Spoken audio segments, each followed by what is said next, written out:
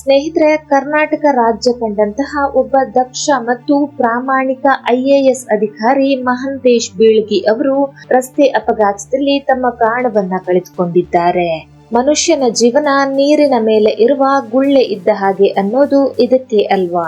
ಯಾರ ಜೀವನ ಹೇಗೆ ಕೊನೆಯಾಗುತ್ತೆ ಅಂತ ಹೇಳೋದಕ್ಕೆ ಸಾಧ್ಯ ಇಲ್ಲ.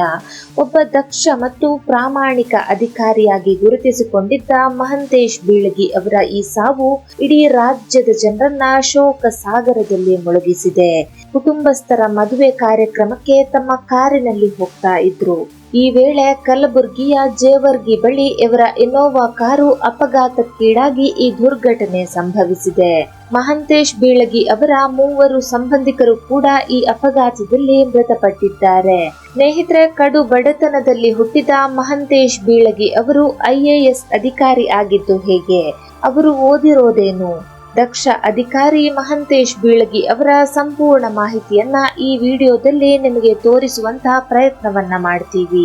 ಸ್ನೇಹಿತರೆ, ಮಹಂತೇಶ್ ಬೀಳಗಿ ಅವರು ತಮ್ಮ ದಕ್ಷತೆ ಮತ್ತು ಪ್ರಾಮಾಣಿಕತೆ ಮೂಲಕ ಜನರ ಮನಸ್ಸನ್ನ ಗೆದ್ದ ಒಬ್ಬ ಹಿರಿಯ IAS ಅಧಿಕಾರಿ.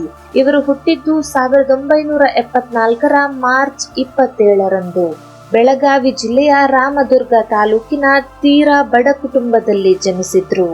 ಮಹಂತೇಶ್ ಬೀಳಗಿ ಅವರಿಗೆ 5 ವರ್ಷವಿದ್ದಾಗಲೇ ತಮ್ಮ ತಂದೆಯನ್ನ ಕಳೆದುಕೊಂಡ್ರು. ಕಡು ಬಡತನದಲ್ಲಿ ಹುಟ್ಟಿದ ಮಹಂತೇಶ್ ಬೀಳಗಿ ಅವರು ಪ್ರಾಥಮಿಕ ಮತ್ತು ಪ್ರೌಢ ಶಿಕ್ಷಣವನ್ನ ತಮ್ಮ ಹುಟ್ಟೂರಾದ ರಾಮದುರ್ಗದಲ್ಲಿ ಪೂರ್ಣಗೊಳಿಸಿದ್ರು. ತಂದೆಯನ್ನು ಕಳೆದುಕೊಂಡ ನಂತರ ಇವರ ಆರ್ಥಿಕ ಸ್ಥಿತಿ ಇನ್ನಷ್ಟು ಹದಗೆಡೋದಕ್ಕೆ ಶುರುವಾಗುತ್ತೆ. ಮಹಂತೇಶ್ ಬೀಳಗಿ ಅವರ ತಂದೆಯ ನಿಧನದ ನಂತರ 4 ಮಕ್ಕಳನ್ನ ಸಾಕುವ ಜವಾಬ್ದಾರಿ ಇವರ ತಾಯಿಯ ಹೆಗಲಿಗೆ ಬರುತ್ತೆ. ಅವರ ತಾಯಿ ಧೈರ್ಯ ಕಳೆದುಕೊಳ್ಳದೆ ರೊಟ್ಟಿ ವ್ಯಾಪಾರ ಮಾಡಿ ತನ್ನ 4 ಮಕ್ಕಳನ್ನ ಸಾಕ್ತಾರೆ. ಮನೆಯ ಆರ್ಥಿಕ ಸ್ಥಿತಿ ತೀರಾ ಕೆಳಮಟ್ಟದಲ್ಲಿ ಇದ್ದಿದ್ರಿಂದ ತನ್ನ ಶಾಲಾ ದಿನಗಳಲ್ಲಿ ಸಣ್ಣ ಪುಟ್ಟ ಕೆಲಸಗಳನ್ನ ಮಾಡಿ ಶಾಲೆಗೆ ಹೋಗ್ತಾ ಇದ್ರು. 2 ಹೊತ್ತಿನ ಊಟಕ್ಕೂ ಪರದಾಡುವ ಕುಟುಂಬದಲ್ಲಿ ಹುಟ್ಟಿದ್ರು ಮಹಂತೇಶ್ ಬೀಳಗಿ ಅವರು ವಿದ್ಯಾಭ್ಯಾಸವನ್ನ ಅರ್ಧಕ್ಕೆ ನಿಲ್ಲಿಸಲಿಲ್ಲ. ಧಾರವಾಡದ ಕರ್ನಾಟಕ ಯೂನಿವರ್ಸಿಟಿಯಲ್ಲಿ ಇಂಗ್ಲಿಷ್ನಲ್ಲಿ ಸ್ನಾತಕೋತ್ತರ ಪದವಿಯನ್ನ ಪಡೆದುಕೊಂಡ್ರು.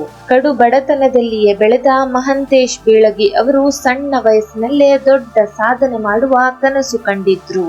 ಕಷ್ಟದ ಪರಿಸ್ಥಿತಿಯಲ್ಲಿಯೇ ಛಲ ಬಿಡದೆ ಓದಿ KAS ಪರೀಕ್ಷೆಯನ್ನ ಪಾಸ್ ಮಾಡಿದ್ರು. KAS ನಲ್ಲಿ 4ನೇ ರ್ಯಾಂಕ್ ಪಡೆದಿದ್ರು ಮಹಂತೇಶ್ ಬೀಳಗಿ. KAS ನಲ್ಲಿ 4ನೇ ರ್ಯಾಂಕ್ ಪಡೆದಿದ್ದ ಅವರು ನೇರವಾಗಿ AC ಆಗಿ ಆಯ್ಕೆಯಾಗಿದ್ರು. AC ಆಗಿ ಕರ್ತವ್ಯವನ್ನ ಶುರು ಮಾಡಿದ ಅವರು 2012ರಲ್ಲಿ IAS ಅಧಿಕಾರಿಯಾಗಿ ಆಯ್ಕೆಯಾಗ್ತಾರೆ. ಇವರು ಬೆಸ್ಕಾಂನಲ್ಲಿ ಮ್ಯಾನೇಜಿಂಗ್ ಡೈರೆಕ್ಟರ್ ಆಗಿ ಕೆಲಸವನ್ನ ಮಾಡಿದ್ದಾರೆ.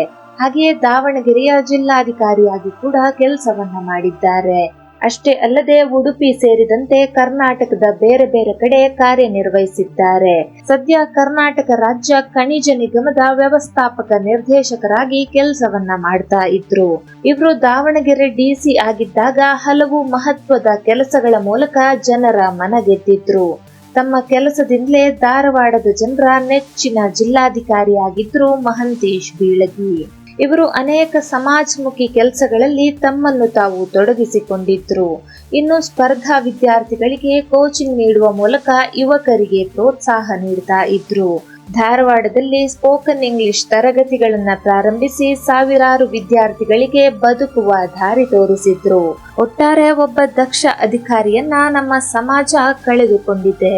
ಮಹಂತೇಶ್ ಬೀಳಗಿ ಅವರ ದಕ್ಷತೆ ಮತ್ತು ಪ್ರಾಮಾಣಿಕತೆ ಬಗ್ಗೆ ನಿಮಗೆ ಏನನಿಸುತ್ತೆ ಕಮೆಂಟ್ ಮಾಡಿ.